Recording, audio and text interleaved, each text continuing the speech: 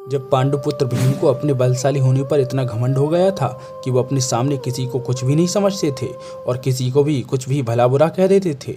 जब ये बात भगवान श्री कृष्ण को पता चली तो उन्होंने भीम के घमंड को तोड़ने के लिए स्वयं हनुमान जी महाराज को भेजा।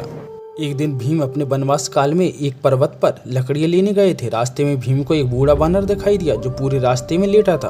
भीम को यह देखकर बहुत क्रोध आया और भीम ने उस बानर से अपनी घमंड भरी आवाज में कहा, रास्ते से हट जाओ। लेकिन वह बानर टस से मस नहीं हुआ। इस पर भीम को और क्रोध आया और उस बानर से कहा, हटते हो या नहीं, नहीं तो मैं तुम्हें यहाँ से उठाकर फेंक दूंगा। जिसे सुनकर हनुमान जी समझ गए कि भीम को अपनी ताकत पर बहुत घमंड है और हनुमान जी ने भीम से कहा, तुम मुझे क्या मेरी पूंछ को भी नहीं हिला सकते। जिसे सुनकर भीम ने अपनी पूरी ताकत के साथ पूंछ को उठाना चाहा, लेकिन उठाना तो दूर पूंछ को हिला भी नहीं सका। हनुमान जी ने भीम को अपनी पूंछ में लपेटा और जोर से उठाकर पटक दिया। जिसे देखकर भीम समझ गया ये कोई आम बानर नहीं हो सकता और हाथ जोड़कर कहने लगा, अपने असली स्वरूप में आइए।